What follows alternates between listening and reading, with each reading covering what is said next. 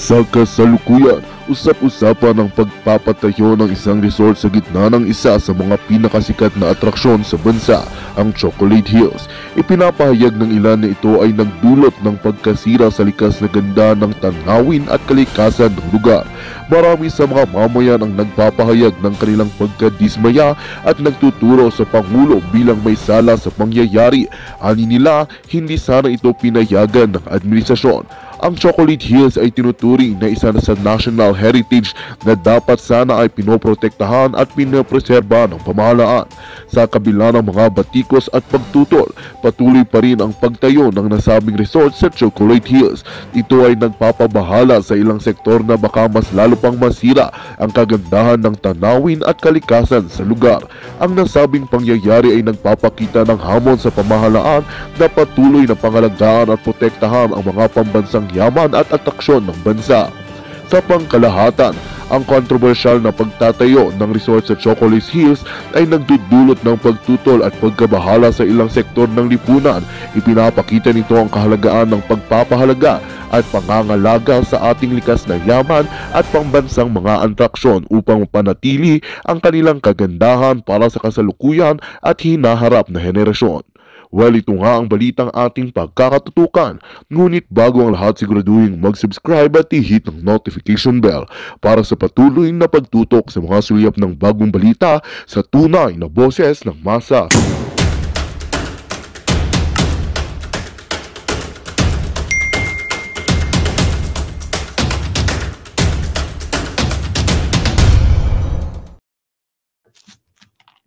Local government or walang kasabwat sa mayor's office, walang kasabwat na sa gobyerno. Ganun lang kasimple yan.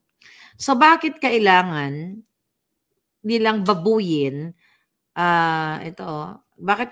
kailangan nilang babuyin itong Chocolate Hills na yan or dyan sa Bohol. So wala silang respeto. Talamak na ang katiwalaan sa gobyerno. Iniisip nila kung paano kumita ng pera. 'Di ba? Even without proper permit at in the past administration ay pinigilan na yan na wag ituloy. Pero bakit sa panahon ni Kuting na mayagpag sila? Bakit? Baka naman kasabwat ang mga hindi baka. For sure kasabwat yan. Hindi lang natin matukoy ngayon kung sino talaga ang kasabwat dyan, mga kababayan. Right? Kasi nagsalita marami na nagsalita ng mga politikong pulpul. So even yung kanilang representative, okay, nagsalita na dapat daw idaan sa due process. O nanawagan siya, ito exact word niya, the Captain's Peak Resort should not have been allowed to be built there in the first place. Maganda naman. Meron nga yung may ulat nga na pinigilan na yan sila nung nakaraang administrasyon na wag ituloy kasi nga yan ay illegal. Dahil nga ang Chocolate Hills ay isa sa national treasure na dapat protektahan ng gobyerno at may batas na inilabas dyan nung panahon ni may pronouncement panahon ni Ramos noong 1997 na Chocolate Hills ay isa sa parte ng national treasure ng ating mga tourism attraction na dapat protektado kasi treasure yan ng buong Pilipinas, pagmamayari nating lahat yan. So ang sabi nitong Bohol representative, namnamin natin yung sinabi niya, the Captain's Peak Resort should not have been allowed to be built there in the first place. It should be demolished and the construction site should be restored with cost borne by the owners of that resort. But before this can happen, we have to follow due process. Ayan, follow tayo ng due process. Okay? Wala nang due process sa ganyan. Kasi obviously, the fact na hindi siya pwede magtayo dyan, nagtayo siya. Dahil mayroong siyang kasabwat. So, bibigyan mo pa ng due process, dapat total closure yan. Well, temporarily sinara nila, diba? Dapat total closure yan at hindi lang dapat isasara yan. Panagutin ang lahat ng kasabwat. Baka hindi natin alam, ang DNR mismo kasabwat dyan. Although, nag-send sila nag-deliver sila ng kanilang statement na kung saan ay kinukondena nila. Okay, ito ang kanilang statement. Department of Environmental Resources statement. The Chocolate Hills in Bohol, Philippines were declared a protected area on July 1, 1997. So dineklara na protected area through Proclamation number 1037 issued by then President Ramos. This proclamation designated the Chocolate Hills as a national geological monument and protected landscape, recognizing the unique geological formations and the importance of covering this natural wonder for future generations. Ayun naman pala, di ba? Tapusin mo natin. The declaration aimed to preserve the iconic landscape of the Chocolate Hills and promoted sustainable tourism while protecting the biodiversity and environmental integrity of the area. Siyempre, walang choice ang DNR. Siyempre, iligtas ng kanilang as. So, mga kapalangga, Chocolate Hills, kaya bakit pinangalan ng Chocolate Hills yan? Kasi nga, di ba kahugi siya ng Kisses chocolate? Kaya ganyan. If land was titled prior to Proclamation 1037, declaring an area as protected area, the rights and interests of the landowner will generally be recognized and respected. So kung ang pinagtayuan ng resort na yan ay may titulo prior daw dito sa Proclamation number 1037 ng panahon ni Ramos, ay igagalang ang what? Ang kanyang karapatan. But however, the declaration of the area as protected area may impose certain restriction of regulations on land use and development within the protected area, even for privately owned lands. Diba? May batas dyan na kapag siya ay talagang kailangan panggobyernong property na protektahan at ito ay para sa kapinabangan ng pangkalahatang Pilipinas o ng Pilipinas, binabuy out yan, binabayaran yung mga nakatabi dyan o nasa pagmamayari na binibili yan sa kanila. Binabayaran sila just to preserve itong national treasure, di ba? May batas sa ganyan, nababayaran mo and everything, i-compensate mo yung may-ari, di ba? Pero we'll see kung anong paliwanag ng may-ari kasi hindi pa lumalabas. Baka kamag-anak ni Lisa Smugs. Kasi di ba lahat ng mga kasabwat ngayon, na lahat ng mga inuupo ni Lisa at mga nagdedestrongkar ng ating national treasure at sumisira ng buhay natin sa Pilipinas ay si Lisa Ahas Araneta. So sa mga susunod na araw, malalaman natin, baka mamaya isa sa kamag-anak niya ito. Dahil yan ang gusto nila, kamkamin ng kamkamin. So hindi pa natin masabi kung sino, dahil hindi pa i-present ng DNR kung sino ang may-ari. Napakadali lang po tukuyin yan. Tuloy muna natin sabi ng DNR. Tandaan niyo, nasa DNR ay pinsan ni Lisa na si Maria Antonio Yulo Loizaga. Kamag-anak ni Lisa ang nakaupo sa DENR. So the fact na hindi nila ma-release kung sino ang may-ari nito, baka isa nga sa kamag-anak nila, tapos the dramatization of releasing statement para sa publiko, baka paralin lang yun na naman tayo. Kasi alam naman natin na manlilin lang ang gobyernong ito. Ang interest nito ay hindi para sa Pilipino, kundi para sa kanilang interest lamang. So we'll see. Sabi dito, the restrictions and regulations are to be detailed in the environmental impact statement prior to the issuance of an environmental compliance certificate, ECC, for the project. In the case of the Captain's Peak Resort, the DNR issued a temporary closure order last September 6, 2023. So last year. So may temporary closure. And notice of violation of project proponent last January 22, 2024 for operating without an ECC. Bakit ang tapang-tapang? Bakit nag-ooperate pa rin? Bakit parang si Lisa ang galawan na hindi ginagalang ang batas, hindi ginagalang ang kanilang, pag-release sa kanila na hindi sila dapat mag-operate? As March 13, 2024, the Regional Executive Director issued a memorandum directing Penro, Bohol, Ariel, Rica to create a team conduct inspection of Captain's Peak for its compliance with the temporary closure order. Okay. Then, mamonitor daw nila. Tignan natin. Mga kababayan, bawat kapalpakan ng gobyernong ito ay nagre-reflect sa kanilang kababuyan sa ating bayan. Right, Chester? So, ang gobyerno ni Lisa, madali lang yan mag-release ng statement na kunyari, tandaan nyo, gobyerno ni Lisa, na kunyari, concerned sila kasi nahuli, nakita, nag-viral. May mga nag-travel vlog. So imagine inyo, meron na palang order na closure eh. Tapos noong January 24, di ba? Anong ginagawa ng DNR? So ibig sabihin, mga inutil sila. Di ba? September, meron ng order na to stop them. Then on January 24, may order na rin na sarado na sila. Pero bakit nag-ooperate? Gaano ka-powerful ang owner kung bakit pinapayagan o bakit wala silang takot? Kaya yan dapat ang imbestigahan ng mga medyang tahimik sa tunay na usapin. Yeah? Sabi ni Blue Sky, sayang yung lugar, buwisit talagang gobyernong ito. Hindi po maggalalakas ng loob ang owner niyan kung walang kapit sa gobyerno. At the fact na nag-release na nga ng statement itong bunyetang kamag-anak ni Lisa dyan sa DNR, nag-release sila ng statement at sinasabi nila by noong September 2023 ay inano na nila yan. Diba? Binarningan na nila yan. At nung January 24, diba? Pero bakit ngayon ay January 22, 2024. Sinabihan na ng isara. Bakit hindi sinasara? Bakit naman, Liz? Okay lang ba? Tuloy-tuloy namin yung aming resort. Nasabi ni Liz, okay lang, dear. Baka ganon. Kasi hindi maglalasas ng loob yon, Miss Liz Vergara. GCTV, thank you. Ito dapat ang imbestigan sa Senado in aid of legislation, sabi ni Global Facts TV. Exactly.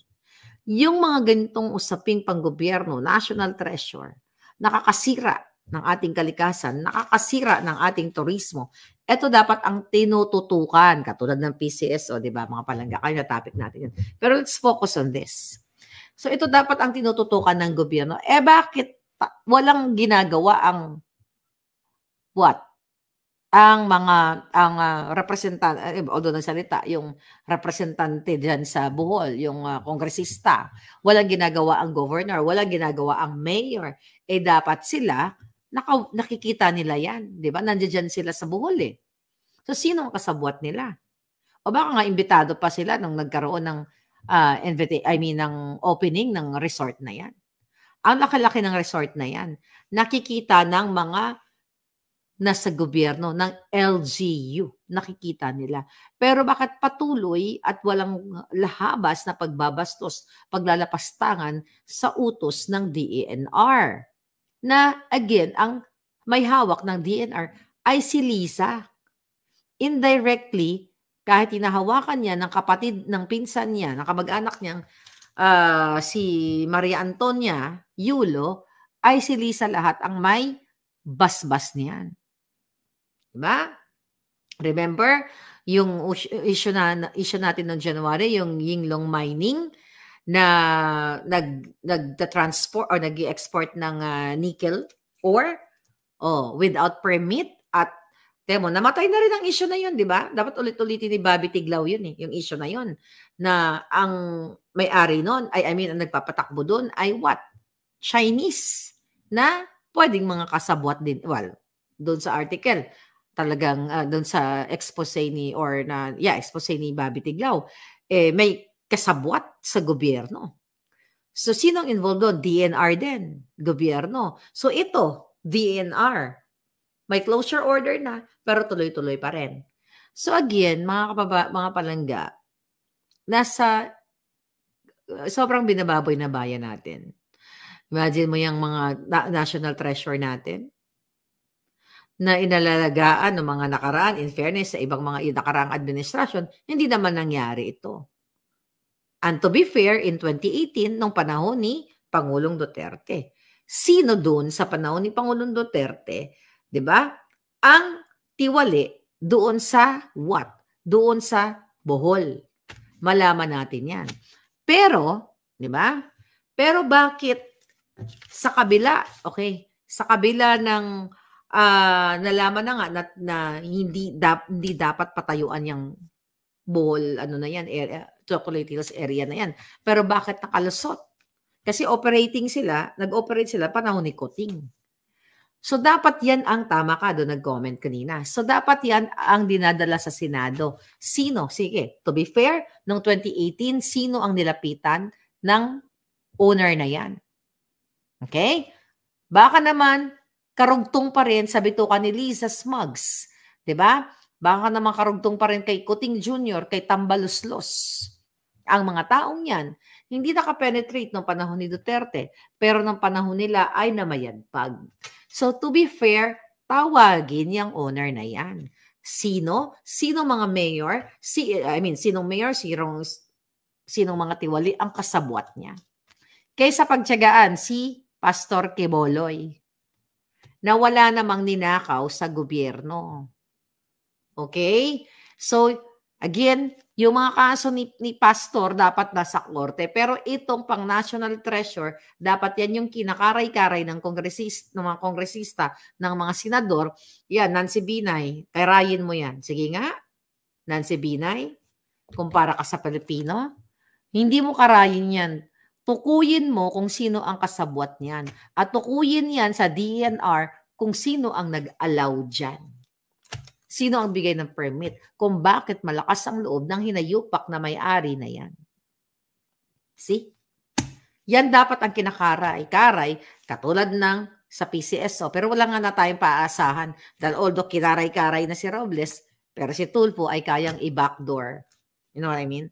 So, it's sad country.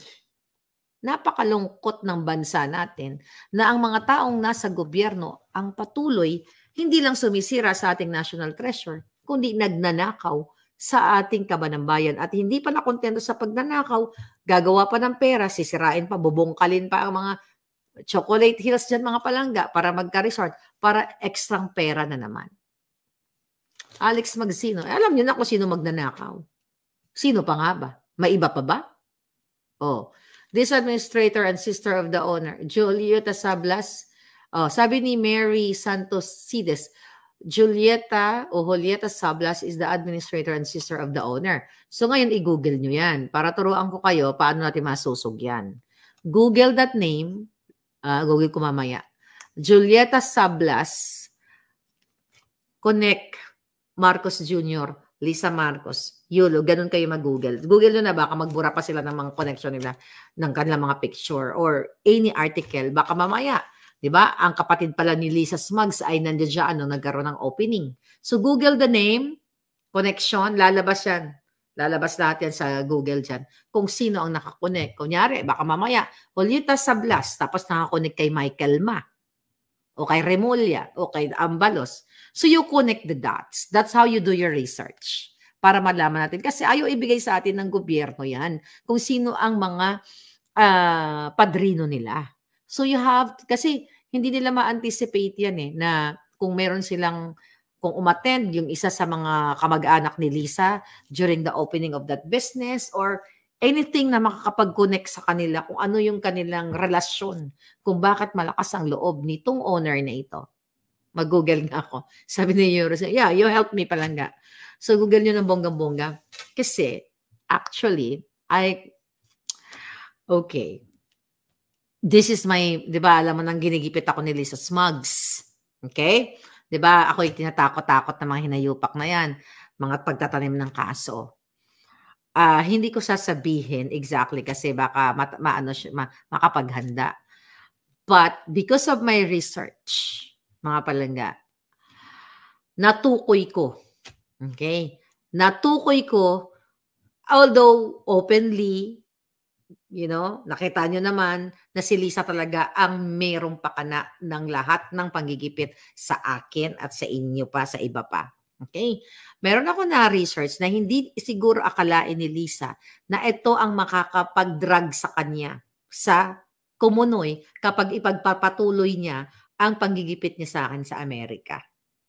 But through that research, hindi ko yung bibigyan ng clue kasi baka makapaghanda si Lisa at mabura nila. Pero hindi na nila pwedeng mabura kasi nasa akin na. You know what I mean? So that's the power ng inyong mga fingertips. Akala mo, Lisa, hindi ka pwede mag-deny. So, etong yung na-discover ko, that would solve the problem and will connect the dots. Even na mag-deny si Lisa Ahas at si Kuting. Maliwanag pa sa sikat ng araw ang nadiscover ng inyong abang lingkod, ng inyong fair lady. So you do your research kung sino ang padrino o sino ang kamag-anak niyan o sino ang tumulong dyan sa sa resort na yan na itinayo dyan sa Bohol. Napakasimple lang yan. Kasi ang mga demonyong yan, hindi yan makakaligtas sa atin.